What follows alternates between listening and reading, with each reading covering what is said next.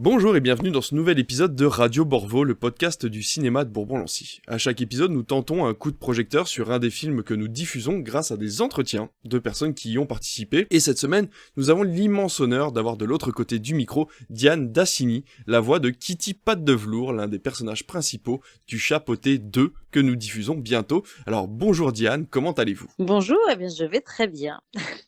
J'espère que vous aussi et j'espère que ceux qui nous écoutent aussi. Vraiment, merci beaucoup de participer à ce podcast, c'est un très grand plaisir de vous recevoir. Alors avant d'entamer quelques questions sur Kitty, j'aimerais revenir avec vous sur votre longue carrière qui commence finalement très tôt, 92, hein. On vous retrouve dans des téléfilms. Comment a commencé votre carrière ? Est-ce que vous vouliez être actrice au début ? Alors oui, ma carrière a commencé un peu par hasard, mais j'ai toujours voulu être actrice. En fait, ma mère était comédienne, elle s'est arrêtée quand elle m'a mis au monde, puis elle n'a pas spécialement eu envie de recommencer. Donc comme tous les parents comédiens, elle n'avait pas très envie que je sois comédienne. Mais tant pis, c'est comme ça. Non, donc en fait, par contre, elle m'a emmenée très tôt voir des pièces de théâtre et tout ça, parce qu'elle avait toujours tous ses amis voilà dans le métier, et puis j'ai toujours eu envie de monter sur scène en fait, et puis je faisais beaucoup de musique, de danse, de chant, mais voilà, c'est vrai que les cours de théâtre ça commence pas quand on est enfant, et puis je savais pas, j'aimais bien plein de métiers artistiques, mais j'avais quand même une grosse attirance pour le théâtre. Et puis après en fait j'étais à l'école des enfants du spectacle, qui était un collège à horaire aménagé pour justement les gens qui faisaient de la musique ou de la danse ou du patinage, voilà. Ah oui, d'accord. Et en fait par contre c'était un collège où du coup justement c'était plus facile pour les enfants de tourner. Enfin, en tout cas, ils étaient un petit peu plus souples que dans d'autres écoles quand des réalisateurs cherchaient des enfants. Donc, c'était voilà moins compliqué. Et donc, un jour, il y a une directrice de casting qui est venue parce qu'elle cherchait le rôle principal d'un court-métrage. Et voilà. Et c'est comme ça que ça a commencé. En fait, comme ça se tournait pendant les vacances, ma mère a dit OK, voilà. Et puis voilà, c'est comme ça que ça a commencé. Et après, cette directrice de casting m'a rappelé. Donc, le court-métrage s'appelait C'est où la vie ? C'était Serge Pichetelli qui l'a réalisé, et en fait après cette directrice de casting, Sylvie Brocheret, m'a rappelé pour un téléfilm qui s'appelait La colline aux 1000 enfants de Jean-Louis Lorenzi, un très beau téléfilm qui a eu plusieurs Emmy Awards et qui a été aussi diffusé au cinéma dans d'autres pays. Ah oui, d'accord. Alors là, donc votre carrière a évolué au fur et à mesure des années, puis donc récemment on vous a vu dans Profilage où vous aviez un rôle récurrent. Est-ce que ça se rapproche finalement d'un job un peu régulier quand on fait partie quelque temps de la même série comme ça, ou c'est quand même complètement différent ? Ah oui, bien sûr, il y a quelque chose de. Enfin, alors, je peux pas comparer j'allais dire avec un vrai métier, mais je veux dire, je peux pas comparer. C'est un vrai métier.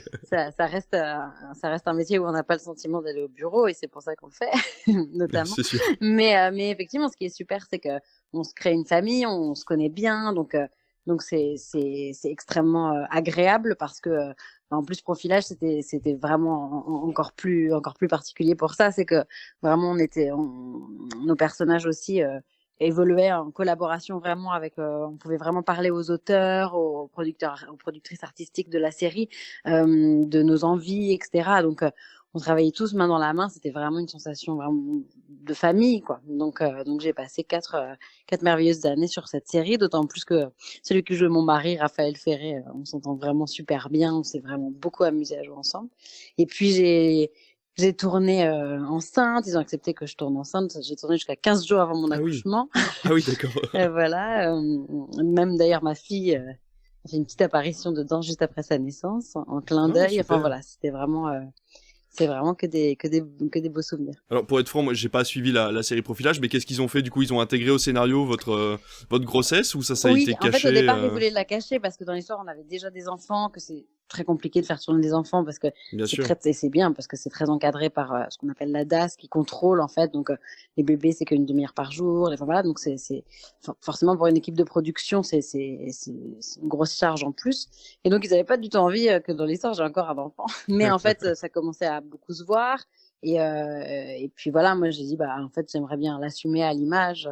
Voilà, et c'est moi qui en ai formulé le souhait, et ils ont accepté, alors que voilà, pour eux c'était pas forcément simple, donc vraiment je les remercie vraiment pour ça, quoi. Alors on va se rapprocher tout doucement de votre période comédienne de doublage. Alors ce qui est impressionnant, c'est la liste de voix. Moi j'ai fait des recherches, la liste de voix dans votre carrière. Alors j'en cite quelques-uns. On a Cheryl dans Riverdale. Alors, j'avais regardé les premières saisons, c'est pour ça que ça m'a fait tilt. Fennec Shand dans Mandalorian, Boba Fett et The Bad Batch, qui a énormément de succès. Vous aviez Maggie Pierce aussi dans Grey's Anatomy. Et puis Eh ben oui, qui continue, effectivement. Et puis Mavis dans Hôtel Transylvanie. Alors j'en passe, hein, il y en a plein d'autres. Je laisserai nos auditeurs aller checker les multiples voix que vous avez interprétées. Alors, finalement, vous nous avez accompagnés sans qu'on le sache, hein, dans toutes nos aventures. Comment vous êtes arrivé dans le doublage? J'ai fait un stage en fait de doublage tout simplement pour apprendre un peu la technique. Voilà, c'est une technique très particulière, donc voilà, faut l'apprendre comme n'importe quel métier. Oui, bien sûr. Et puis j'avais des amis qui en faisaient depuis très longtemps, notamment j'ai une copine d'enfance qui est une star du doublage, Dorothée Pousséo. Ah, Donc bah voilà, oui, qui de temps en temps me faisait faire forcément. des petites ambiances et tout ça, voilà. Et donc voilà, mais ça s'est passé en fait finalement pas vraiment par le biais de mes amis qui en faisaient. Ça s'est passé par un réalisateur qui s'appelait Antoine Colomb, enfin qui s'appelle toujours Antoine Colomb, Ouais. avec qui j'avais joué dans son court-métrage Un homme à la mer. Et en fait, il est devenu après réalisateur d'animation, et donc il cherchait une voix pour.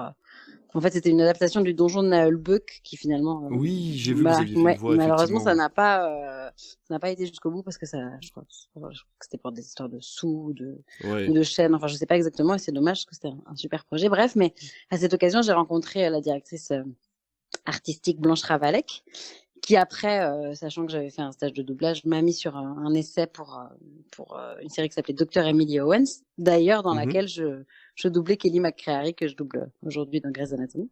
Effectivement. Et voilà, et c'est comme ça que ça a commencé vraiment. D'accord. Et alors bon, c'est une question un peu difficile, mais j'aime bien vous la poser quand même. Est-ce que vous préférez du coup devant ou derrière la caméra? Vous préférez être une actrice qui voilà, on va dire Je en préfère chair quand et en même. os ou? Oui, en fait, c'est pas la même. En fait, c'est.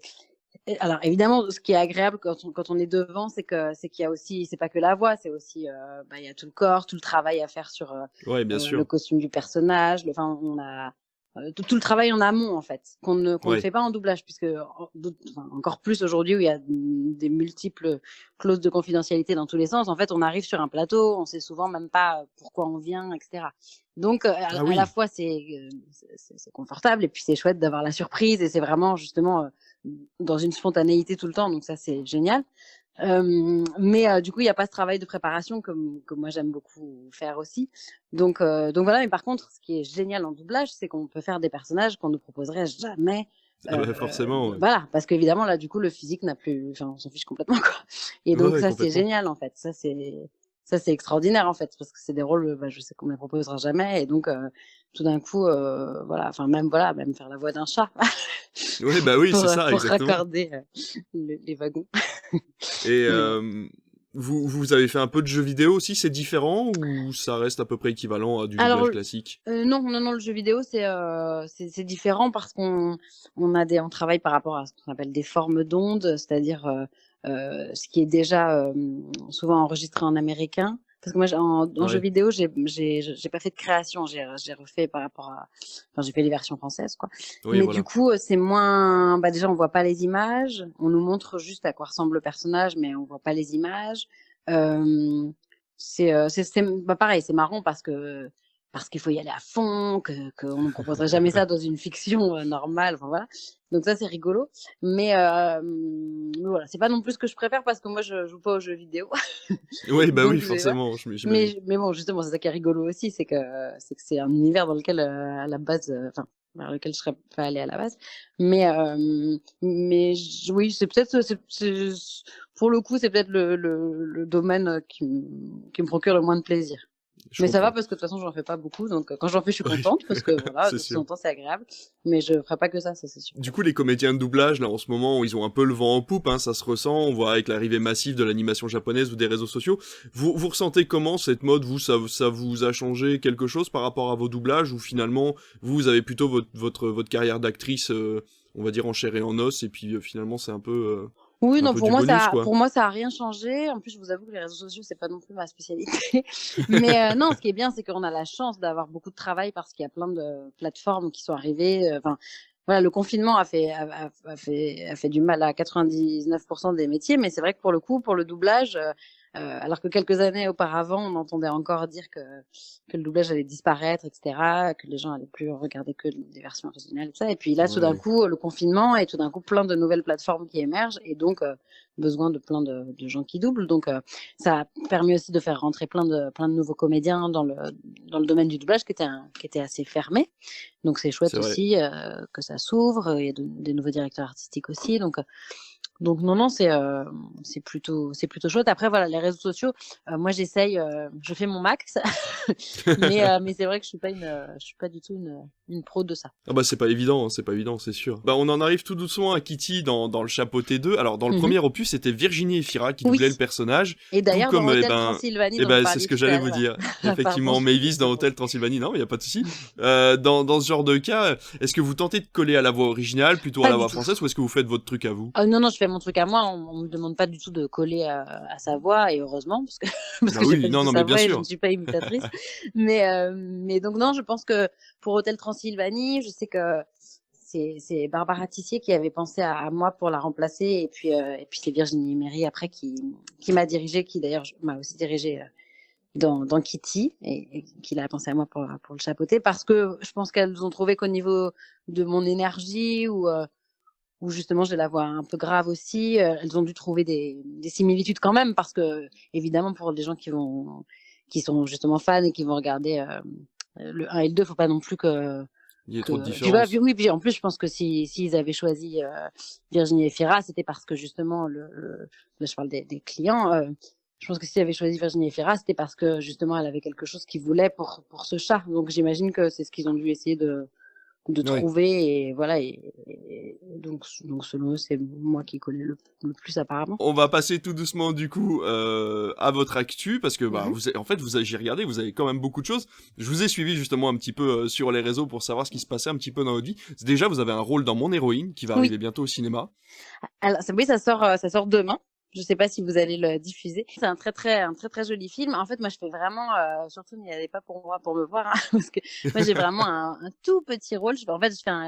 C'est plutôt un clin d'œil. Je suis dans la séquence d'ouverture du film. En fait, j'ai fait, donc Noémie Lefort, la réalisatrice, c'est son premier long métrage. Et avant ça, elle a fait un court métrage qui s'appelle Le Tourbillon, dans lequel j'avais le rôle principal. Et elle a aussi réalisé un de mes clips, Si les heures s'enfuient, que voilà, c'est moi qui lui ai demandé de le réaliser et donc voilà, on est amis et donc elle avait envie que je fasse un clin d'œil dans son film, voilà, mais c'est vraiment un clin d'œil. Mais le film est vraiment très chouette. Okay, bah écoutez, nous on le diffusera très certainement, je pense début janvier, parce qu'on a toujours un temps de décalage entre les sorties nationales et les diffusions au cinéma, mais on manquera pas d'aller jeter un coup d'œil pour vous y croiser. On a également une voix dans Christmas Carol de Netflix qui s'appelle Scrooge. Oui. Vous chantez cette fois-ci. Oui, je chante, je parle aussi, je fais le personnage d'Isabelle, donc c'est un personnage chanté et parlé. C'est un très très beau film, enfin je l'ai regardé il y a 3 jours là et c'est vraiment un très beau film et puis tous mes camarades au doublage font un très beau travail et voilà, c'est Claire Barada qui nous a dirigés et c'était un bonheur. Et bah vous allez ravir l'un de mes collègues puisque David, donc l'autre David, moi je m'appelle David, on a un autre David dans le cinéma et il adore tout ce qui tourne autour des contes de Dickens justement de Christmas Carol. Donc du coup je pense qu'il va être très content de vous entendre plutôt. Et du coup, j'ai vu aussi que vous faites la voix de Juno Temple sur The Offer qui arrive sur Paramount+, une nouvelle plateforme qui arrive en France. Ouais, donc ça passe sur Paramount+ et sur Canal+.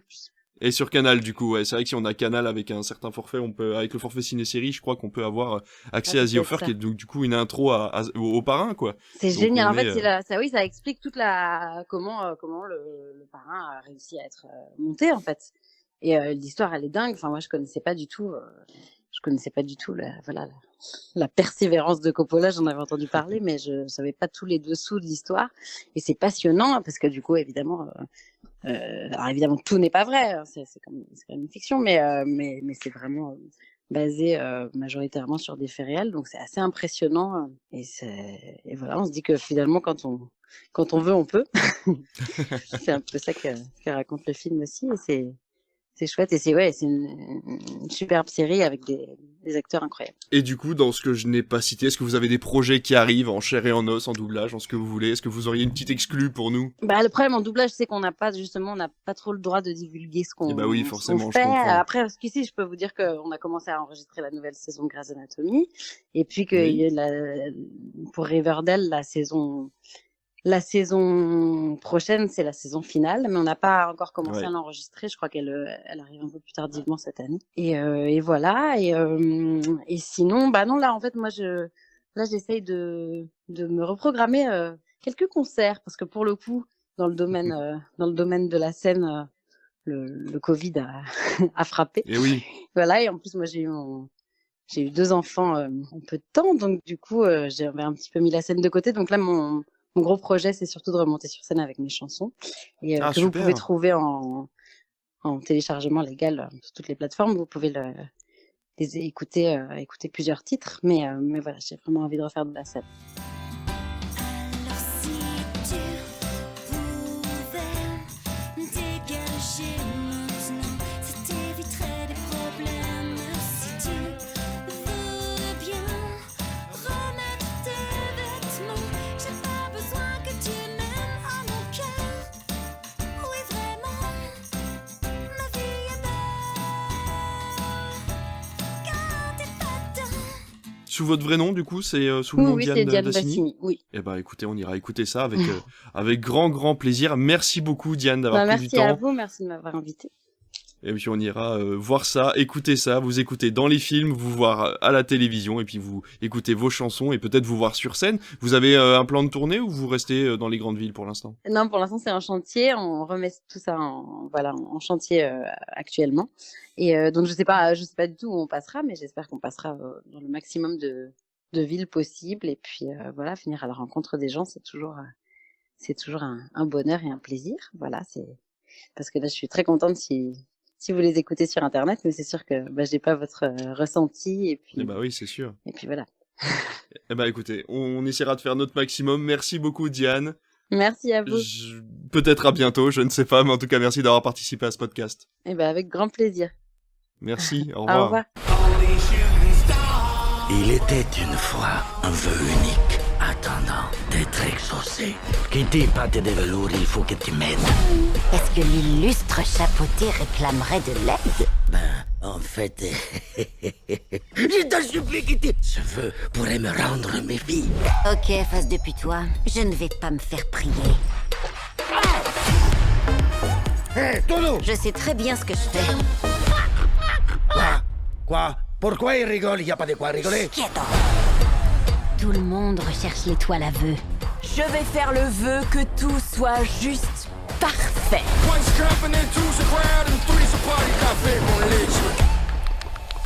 Ta récompense ne va pas être simple à gagner. Le chapeauté? Bouclette? Les ours? Bon, allez, on en finit vite fait.